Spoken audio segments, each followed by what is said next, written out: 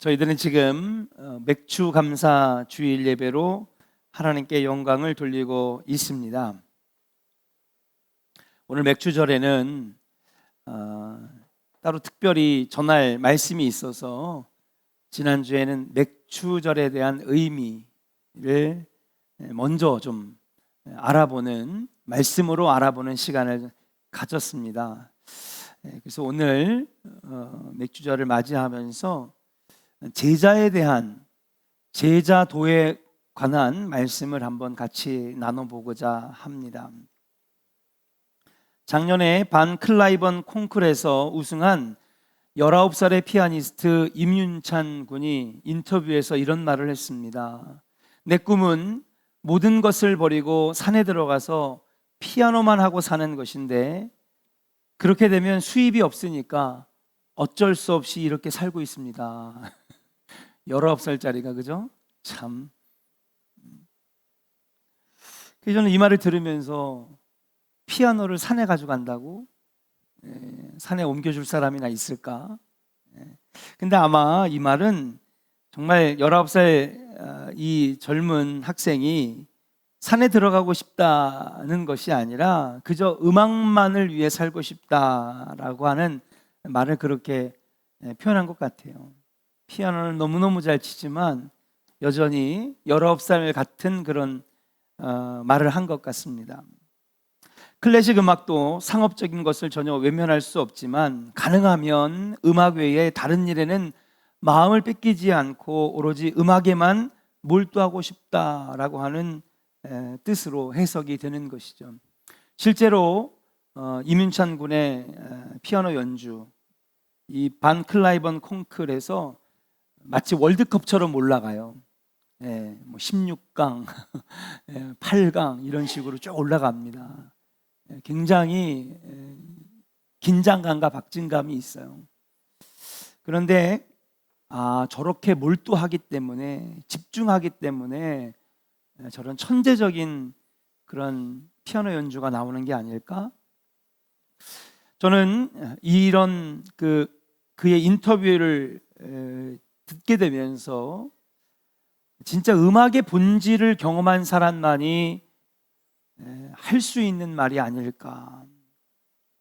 많은 사람들이 음악을 통해 돈을 벌거나 명성을 얻는 일, 이런 음악 외적인 것에 마음을 뺏기기 쉬운데, 음악의 세계에 깊이 들어간 사람은 음악 자체를 가장 소중하게 여긴다는 것이죠.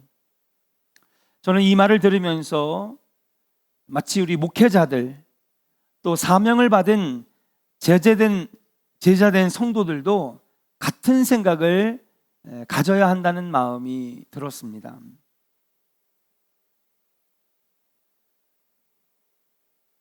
예수님은 예루살렘을 향해 오늘 본문에 올라가시면서 70인을 뽑아 각 성읍과 각 고장으로 둘씩 짝을 지어 보내셨어요. 수확물을 거둬들이는 추수꾼의 마음으로 이렇게 선포합니다. 너희들은 가서 이것만 전해라. 한번 따라 할까요? 하나님 나라가 너희에게 가까이 왔다. 할렐루야. 70명의 제자들을 뽑아서 추수꾼의 마음으로 가가지고 무엇을 선포하느냐? 가서 사람들에게 하나님 나라가 너희에게 가까이 왔느니라 라고 선포하라고 했습니다. 이것을 신학적으로 파송기서라고 하는데, 파송하는 거잖아요. 예수님께서 십자가를 지러 여러분 예루살렘으로 내려오시는 길에 하신 일이에요. 그러니까 예루살렘 내려오셔서 뭐 하시는 거죠? 나귀 타고 입성하시고 십자가에서 달려 돌아가셔서 피 흘리심으로 인류의 죄를 구원하시고 죽으시잖아요. 그 십자가의 죽음을 감당하기 위하여 예루살렘으로 내려오는 길에 하신 일이 뭐냐 하면 사람을 뽑아서 파송을 한 거예요. 그러면서 간절한 마음으로 너희들은 가가지고 뭐만 선포하냐 하면 하나님 나라가 너희에게 가까이 왔다. 간절한 마음으로 선포해라. 이걸 신학적으로 파송기사라고 하는데, 여러분 파송기사가 두 번이 나옵니다. 9장 1절부터 6절에도 나오고 10장 1절부터 11절 말씀에 이렇게 두 번이 나와요. 차이가 있다면 9장에는 12제자를 먼저 파송합니다. 그리고 10장에는요, 몇 명? 70명을 뽑아서 제자들을 보내게 되는 것이죠. 차이가 있다면 12명과 그리고 70명의 인원수 차이가 있을 뿐, 똑같이 예수님께서는 여러분, 하나님 나라가 너에게 가까이 왔다, 이거 선포해라.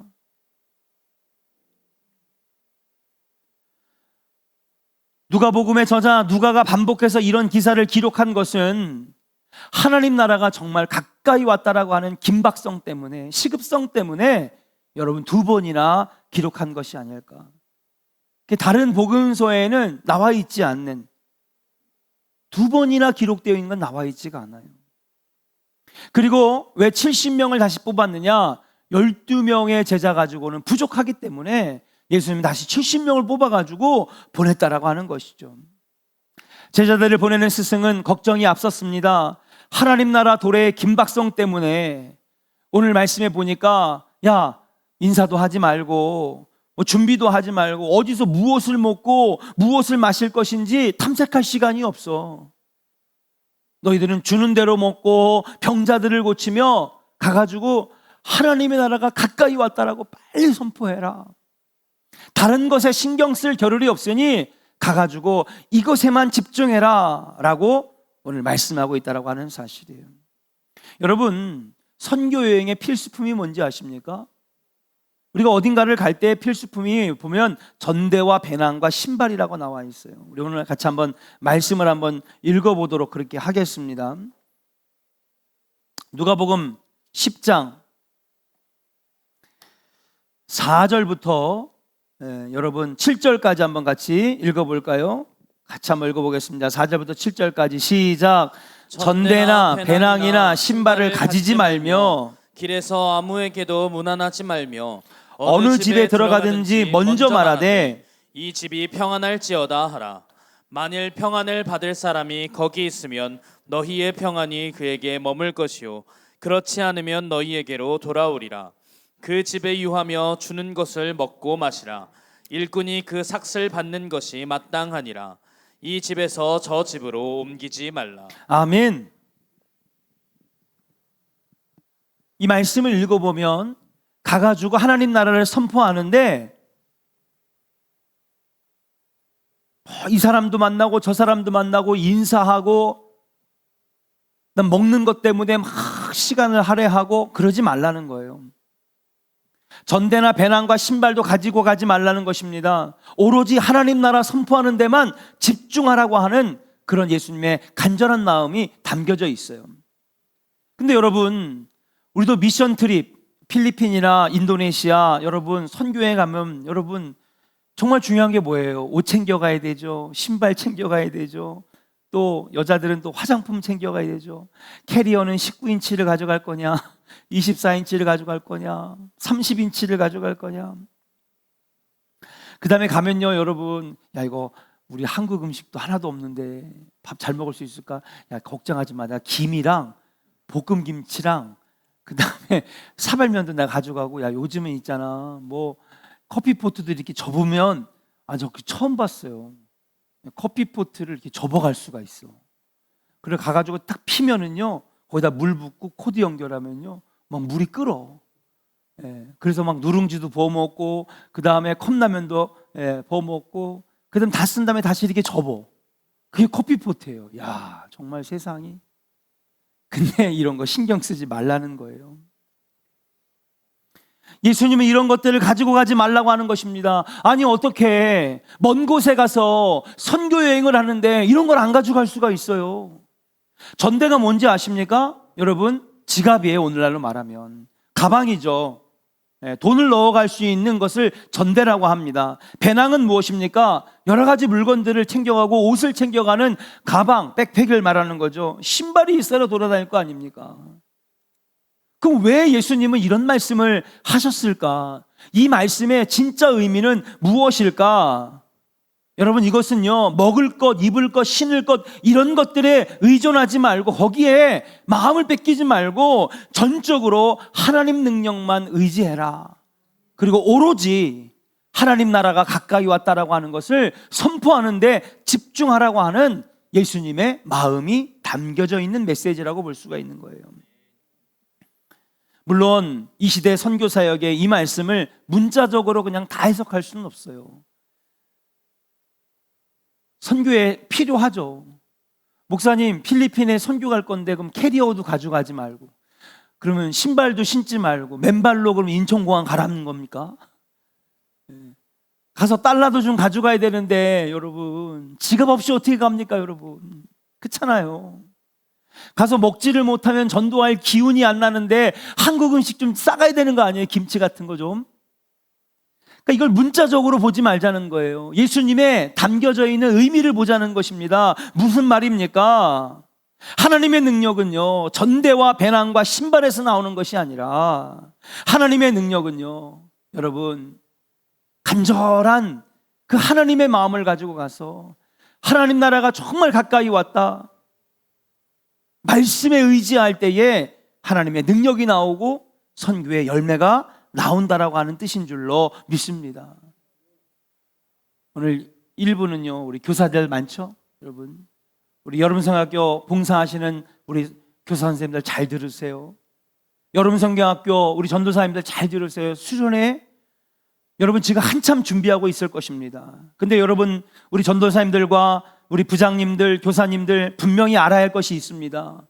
수련회나 성경학교 하면요, 먹을 거 준비하죠. 간식 준비합니다. 상품권도 준비하고요, 전도상도 준비하고 재미있는 프로그램도 하고, 가서 물놀이는 어떻게 할 것이냐, 게임은 어떻게 할 것이냐. 그러나 여러분, 진짜 영혼 구원의 열매와 하나님의 능력은 거기서 나오는 것이 아니에요. 따라합시다. 하나님의 말씀에서 능력이 나갑니다. 할렐루야.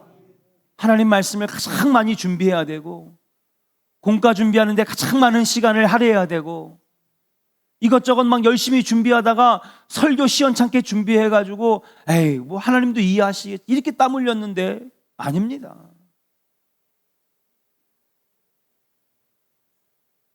영혼 구원의 열매와 하나님의 능력은 먹을 거, 선물, 상품권, 재밌는 게임에서 나오는 게 아니라, 물놀이에서 나오는 것이 아니라 하나님의 말씀, 하나님 나라를 사모하는 그 마음에서 나온다라고 하는 사실인 줄로 믿습니다. 선교를 위한 도구를 의지하지 않고 선교자를 위한 환대도 최소한으로 받아들이며 선교를 감당하라고 하는 것, 여러분 제자들에게 아주 힘든 일이었습니다. 풍성한 지원과 호의는 선교의 효율성을 높입니다. 그러나 거기에 위험성도 있다라고 하는 사실이에요. 풍요는 삶을 안일에 빠지게 하고 안전을 추구하는 신앙은 선교의 시급함을 잊어버리게 하기도 한다는 사실입니다. 우리가 의존해야 하는 것은 물질이나 자원이 아니라 하나님의 도우심과 하나님의 능력인 줄로 믿습니다. 이렇게 파송을 받은 70인이 와서 선교 보고를 합니다. 여러분 누가복음 10장 17절 한번 같이 읽어볼게요. 자, 70명을 보냈습니다. 하나님 나라 선포에만 집중해라. 그래가지고 그 예수님의 말씀 그대로 70명은요 말씀대로 순종하면서 그렇게 복음을 전했습니다. 그러니까 누가복음 10장 17절에 이렇게 선교 보고를 해요. 같이 읽겠습니다. 시작. 70인이 기뻐하며 돌아와 이르되 주여, 주의 이름이면 귀신들도 우리에게 항복하더이다. 아멘. 주의 이름을 대니까 귀신들이 꼼짝없이 다 무너지고 항복을 하더라는 것입니다. 그러니까 예수님이 이렇게 말씀을 하세요. 18절을 사탄이 하늘에서 번갯불처럼 떨어지는 것을 내가 보았노라. 악의 세력이 정복되고 패망하는 것을 제자들의 사역을 통하여 나는 지금 떨어져 있지만 이미 영적인 눈으로 다 봤다는 것입니다. 너희들의 그 사역에 맺혀지는 열매들, 귀신이 떠나가고 병자들이 일어나고 고침을 받으며 수많은 열매들을 거둬들이는 것을 내가 봤다는 것입니다. 그리고 예수님은 이런 제자들에게 이런 말씀을 하시는 거예요. 20절 같이 읽겠습니다. 같이 읽어볼까요? 20절 시작. 그러나 귀신들이 너희에게 항복하는 것으로 기뻐하지 말고 너희 이름이 하늘에 기록된 것으로 기뻐하라 하시니라. 아멘. 유대인들은요 당시에 하늘에 하나님의 의로운 백성들의 이름이 기록되어 있는 생명책이 있다고 믿었어요. 그러니까 하늘나라에 생명책이 있는데 그 생명책에 의로운 자들은, 구원받을 자들은 그 생명책에 이름이 기록되어진다고 여러분 믿었습니다. 그 예수님은 이것을 가지고 유대인들에게 얘기를 하는 거예요. 너희들이 가가지고 복음을 전하고 하나님 나라를 선포할 때에 귀신이 도망가고 병자들이 고침받고 기적이 일어나고, 그래가지고 너희들이 기뻐하지 말고 너희들이 열심히 복음 전하여 추수꾼의 마음으로 씨를 뿌리고 열매 맺어 돌아와서 너의 이름이 하나님 나라의 생명책에 기록되어져 있는 것을 기뻐해라. 예수님은 제자의 길을 가는 사람들이 오롯이 마음을 쏟아야 할 일이 무엇인지를 말씀하고 있는 것입니다. 생명책에 이름이 오른다는 의미는 하나님의 생명에 참여한다는 뜻이에요. 여러분, 인간은 유한합니다. 인간은요, 죽어가고 있는 존재입니다. 저와 여러분들은 지금 뭐 하고 있어요? 죽어가고 있는 거예요. 우리는 나 지금 죽어가고 있어요. 말기암 환자도 아니고요, 시한부 인생도 아니고 희귀병을 앓는 사람들도 아니지만 인간은 누구나 다 지금 어디를 향해 달려가고 있어요? 죽음을 향해 달려가고 있다는 사실이에요. 인간은 언젠가는 죽음을 맞이하게 됩니다. 그러나 하나님 안에 있는 사람은 영원한 생명에 참여하게 되는 줄로 믿습니다. 여기서 말하는 생명은요, 우리를 움직이게 하는 에너지를 말하는 게 아닙니다. 우리를 숨쉬게 하는 호흡을 말하는 것이 아닙니다. 이 생명은요, 우리를 존재하게 하는 근원적인 힘, 이 생명은 하나님 나라에서 영원히 살 수 있게 하는 생명. 다시 말해서 예수님의 제자의 정체성은 무엇이냐? 이 땅에서 잘 되는 것 때문에 기뻐하는 게 아니라는 거예요. 잠깐 성공하고 기적이 나타나고 뭔가 눈에 보여지는 것 때문에 너희들이 기뻐하는 것이 아니라는 거예요. 진짜 제자의 정체성은 뭐냐? 하나님 나라 생명책에 영광스러운 이름으로 기록되어 천국을 소유하는 데에 여러분, 제자의 기쁨이 있고 제자의 정체성이 있다라고 하는 사실인 줄로 믿습니다. 이것이 바로 제자의 길을 걸어가는 자들의 정체성이라고 하는 거예요. 그래서 주님은 말씀하십니다. 너희는 이 땅에 보물을 쌓아두지 말고 어디에 쌓아두라고요? 하늘나라에 쌓아두라고 얘기한 것입니다. 사랑하는 조은의 성도 여러분, 여러분들에게 한번 물어보겠습니까? 사랑하는 조은의 성도 여러분, 여러분 제자입니까? 세 분 아멘 했어요. 우리 일부 예배는 제자가 3명밖에 없어요. 다시 한번 물어볼게요. 여러분 제자입니까? 옆 사람에게 한번 물어보세요. 네? 옆 사람에 물어봅시다. 당신은 제자입니까? 일부 이렇게 자신이 없어. 2부 예배 가면 내가 일부 우리 성도님들 얼마나 자랑을 하는데, 2부 예배 참석하시는 성도님들이 되게 배 아파한다니까요. 일부 성도님들 너무 자랑을 해가지고. 할렐루야. 일부는 소수지만은 소수 정예만 모였다고 내가 아멘도 안 해. 이분들은 지금 잠잘 생각만 하고 빨리 가서 빨리 자야 되는데. 여러분 제자입니까? 할렐루야. 7월 첫째 주에 우리 창립주일을 우리가 기념하면서 드렸던 말씀이 기억나요. 여러분, 우리가 제자 됩시다. 예배자 됩시다. 전도자 됩시다. 우리는 제자입니다. 우리는 예배자입니다. 우리는 전도자입니다. 그럼 제자는 무엇 때문에 기뻐하느냐? 여러분, 전대에 보니까 와, 수표가 100장이 들어가 있어. 배낭, 와, 루이비통, 구찌 막 비싼 거, 좋은 가방 많이 갖고 오셨네 우리 성가대. 그죠? 야, 신발도 좋은 거 신었어요. 얼마 전에 운동화를 봤는데 140만 원이래. 뭐야? 모이 하여튼 미우미우? 뭐 그런 게 있대요. 무슨 운동화가, 하얀 운동화가 140만 원이야. 이야, 처음 봤어요.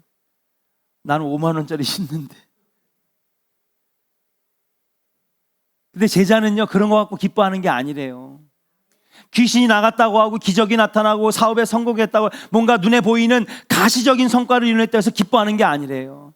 진짜 제자는 무엇 때문에 기뻐하느냐? 내 이름이 하나님 나라 생명책에 기록되어 있는 것 때문에 기뻐하고요. 할렐루야. 하나님 나라 백성이 되었다는 것에 대해서 기뻐하는 자들이 참 제자라는 거예요. 이것이 삶의 목적이고 제자의 정체성인 줄로 믿습니다. 예수님은 70인을 뽑아 성읍과 마을로 보내시면서 추수할 것은 많으나 일꾼이 적다고 하셨습니다. 추수할 일꾼은 곡식단을 거두는 일꾼이 아니라 사람들에게 하나님 나라를 선포하여 그들이 하나님 나라를 믿고 생명을 얻게 하는 일꾼입니다. 이것이 바로 추수의 의미이죠. 추수꾼의 사명은 이 일을 하는 것이고 사람들의 이름이 나만 하나님 나라 생명책에 내 이름만 기록되는 것이 아니라 나가서 하나님 나라가 가까이 왔습니다. 천국이 가까이 왔습니다. 예수님 믿으세요. 구원받아야 됩니다. 예수 믿고 천국 가야 됩니다. 그렇게 다른 사람들의 이름도 내가 인도해가지고 하나님 나라 생명책에 그 이름이 기록될 수 있도록 해야 하는 것이 바로 제자의 본질이고 정체성이라고 하는 사실이에요. 그리고 그것 때문에 감사하며 기뻐하는 것, 이것이 바로 제자의 길을 걸어가는 사람들의 두 번째 정체성이에요. 제자의 본질이 무엇입니까? 먼저 내가 하나님 나라 백성이 돼서 내 이름이 하나님 나라 생명책에 기록되었다. 이게 무엇입니까? 영생을 얻었다는 것이잖아요. 구원받았다는 것이잖아요. 그것 때문에 기뻐하는 자가 제자고요. 나만 구원받는 게 아니라 저 세상의 바깥에 있는 사람들도 여러분 생명책에 이름을 올릴 수 있도록 그들을 인도하여 내는 것, 추수하여 내는 것, 그것이 바로 제자의 두 번째 진짜 본질이고 본 모습이라고 하는 사실이에요. 바로 우리는 이 땅에서 얻은 물질과 돈과 성공에 기뻐하는 자들이 아니라 추수해야 할 세상의 많은 사람들을 추수함에 기뻐하는 자들이라는 것을 주님이 가르쳐 주신 말씀이 오늘 누가복음 10장의 말씀인 줄로 믿습니다. 목사님 맥주절에 감사 얘기하셔야 되는 거 아니에요? 네. 물질로 감사해라, 마음으로 감사해. 그거 저 지난주에 했잖아요. 그래서 오늘 이 말씀 전하려고 제가 지난주에 맥주절 의미를 설교했던 거예요. 오늘 맥주감사절을 보내면서 어떤 이는 사업이 잘 돼서, 어떤 사람은 자녀가 잘 돼서 정말 하나님 감사합니다, 감사합니다, 하나님 감사합니다, 여러분 그런 성도들도 있을 거예요.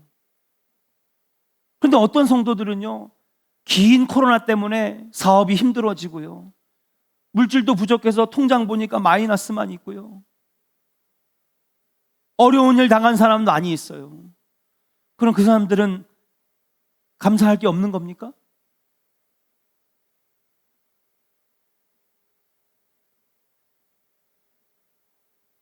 어떤 성도가 그런 얘기를 하더라고요. 나는 맥주감사절이랑 추수감사절에 아예 교회를 안 가. 아, 왜 안 가? 권사식이나 안 가. 나는 뭐 감사할 게 있어야지 가지. 감사할 헌금도 없어. 나는 돈이 있어야 돈 벌어야지, 뭐 잘 돼야지 감사할 게 있지. 나는 맥주감사절이랑 추수감사절 난 교회 안 가. 감사할 게 없는데 뭐 잘 되는 거 하나도 없는데. 여러분, 우리는 제자입니다. 그럼 제자는 무엇 때문에 기뻐하고 감사하느냐? 내 이름이 하나님 나라 생명책에 기록되어 있음에 감사하고요. 예. 뿐만 아니라 나를 전도의 통로로 삼으셔서 세상에 하나님을 모르는 사람들을 하나님 나라 생명책에 이름을 기록하게 여러분 인도하여 낸 것 때문에 추수하는 마음으로 기뻐하고 감사하는 것이, 그게 바로 진짜 제자라고 하는 것이에요.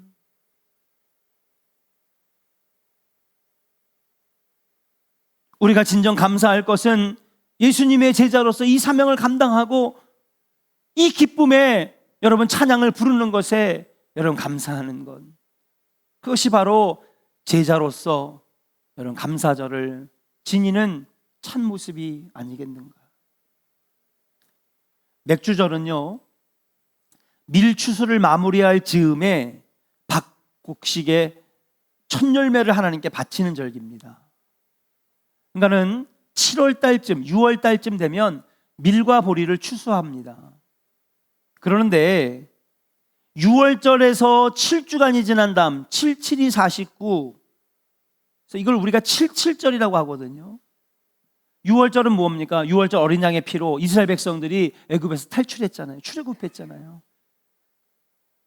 바로의 백성에서 하나님 나라 백성이 됐고요. 죄의 노예에서 여러분 하나님 천국 백성이 된 것을 기뻐하는 게 6월절인데 거기서 77이 49, 77절 그리고 하루가 다 지난 다음에는 우리는 그것을 오순절이라고 불러요. 50일이 채워졌다 그래서.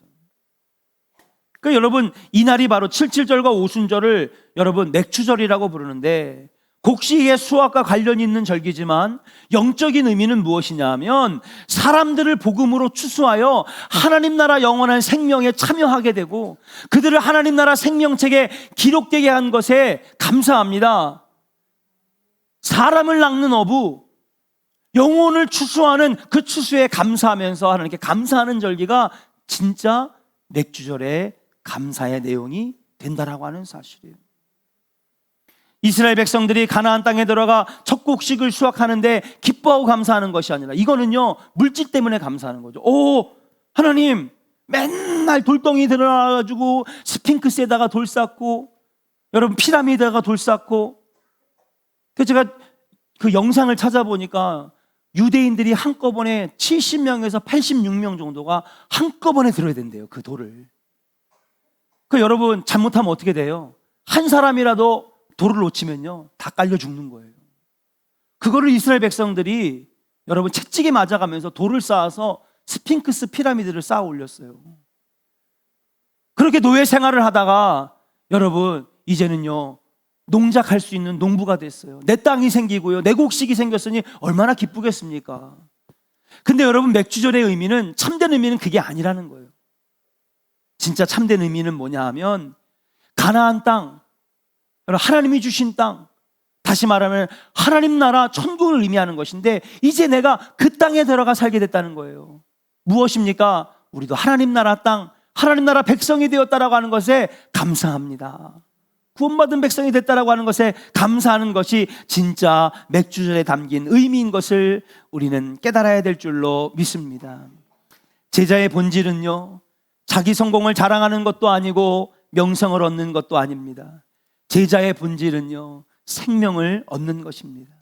이 일을 위해 부름받았고 이 일을 위해 예수를 따릅니다. 생명을 얻기 위해서는 생명의 본질인 예수 그리스도에게 집중해야 되고 그분의 말씀에 집중해야 된다는 것입니다.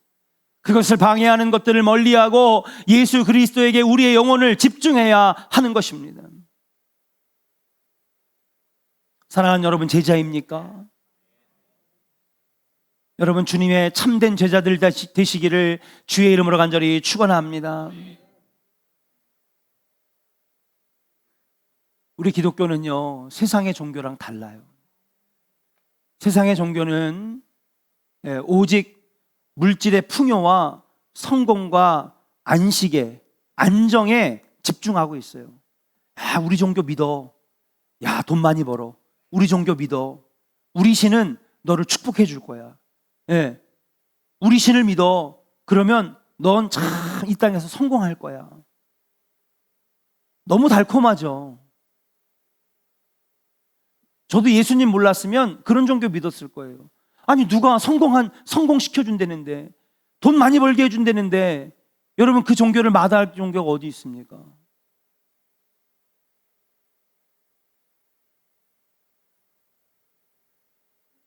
그러나 여러분 우리는 분명히 알아야 됩니다.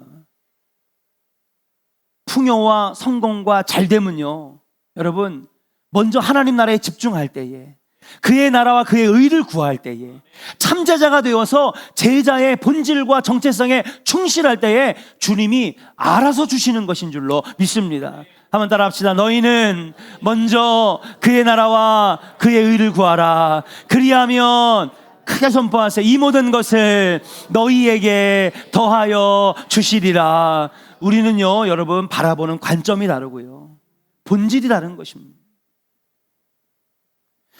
오늘날 우리는 전대에 돈이 두둑하고 자루의 양식이 풍족하고 신발이 튼튼하면 생명의 세계가 열리고 그 기쁨을 알 것이라고 생각합니다. 종교조차 그런 착각에 빠져 생명의 주이신 하나님을 바라보지 않고 물질과 풍요에 관심을 쏟게 합니다. 여러분, 목회자들이 가장 큰 유혹이 뭔지 아십니까? 여러분, 축복만 해주는 설교예요. 축복만 해주는 설교.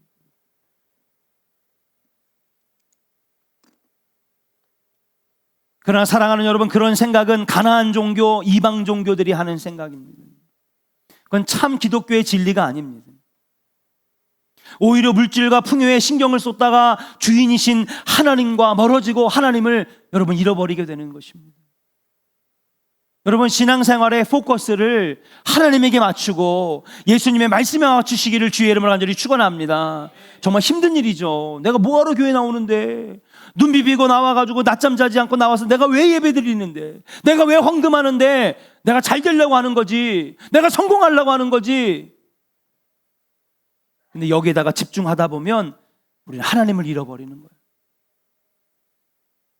당연히 물질도 필요하죠. 성공도 해야 됩니다. 여러분, 사업도 잘 되시기를 주의 이름으로 축복합니다. 그러나 우리 신앙생활의 핵심은 무엇이냐면 하나님 바라보고 하나님 나라 백성 되는 것이고, 여러분, 저 영혼들을 주께로 인도하는 주수꾼 되는 것, 참제자가 되는 것이 우리 기독교의 본질인 줄로 믿습니다. 물질이 필요하지만 그것은 하나님께 집중하기 위한 최소한의 도구일 뿐이라고 하는 사실이에요. 사랑하는 조은의 성도 여러분, 맥주절을 맞이하는 여러분들에게 기쁨과 감사가 충만하기를 주의 이름으로 간절히 축원합니다. 그런데 여러분, 이 기쁨과 감사는요, 여러분, 지난 반년 동안 사업도 잘 되고 자녀도 잘 되고 돈도 그냥 통장에 그냥 막 들어오고 그래서 하는 기쁨과 감사가 되어서는 안 된다는 사실이에요. 그러면 지난 반년 동안 잘 안 된 사람들은 감사하지 말라는 겁니까? 사업 접고 사업 안 돼가지고 지금 그냥 집에서 가만히 있는 사람들은 교회 나올 수도 없는 것입니까? 아닙니다. 진짜 우리가 기뻐하고 감사할 것은 하나님 나라 자녀가 되었다는 것, 하나님 나라 생명책에 내 이름이 올라갔다라고 하는 것, 나도 나가서 복음을 전할 때에 그들도 하나님 나라 생명책에 이름이 기록되어 있다라고 하는 것, 그것 때문에 우리가 기뻐하고 감사하는 것이 진짜 참 맥주절의 의미라고 하는 사실이에요. 맥주감사절을 맞이하는 여러분들에게 이제 이 제자로서의 본질과 영생을 얻고 세상 사람들이 복음으로 하나님 나라 생명을 얻는 것에 기뻐하고 감사하는 은혜가 있기를 주의 이름으로 간절히 축원합니다. 우리의 기쁨과 감사는 바로 여기서 와야 되는 거예요. 참 제자의 모습에서 나와야 된다는 사실이에요. 우리는 하나님의 자녀입니다. 우리는 이제 하나님 나라 백성이 되었습니다. 여러분, 우리는 죽어서도 갈 곳이 있어요. 저 불구덩이 지옥이 아니라 기쁨이 있고 슬픔이 없고 모든 눈물을 닦아주시고 더 이상 고통도 없고 죽음도 없는 저 하나님 나라 천국에 갈 수 있다라고 하는, 여러분, 축복과 은혜가 우리에게 있다라고 하는 사실, 얼마나 기쁘고 감사합니까? 천국을 생각하면 가슴이 뛰고 너무너무 행복해요. 그것 때문에 하나님 감사합니다. 그것 때문에 내가 오늘 기쁩니다. 그런 맥주절을 지낼 때에, 그런 추수감사절을 지낼 때에 하나님이 그 예배, 그 제사를 진짜 기쁨으로 받아주시는 줄로 믿습니다. 이제 우리는 제자입니다. 제자로서 얻는 기쁨과 감사가 여러분들의 기쁨과 감사가 될 수 있는 귀한 맥주절이 되시기를 축복하면서, 여러분의 기쁨과 감사가 제자로서 하나님 나라 백성으로서 얻어질 수 있는 은혜의 절기가 되기를 주의 이름으로 간절히 축원합니다.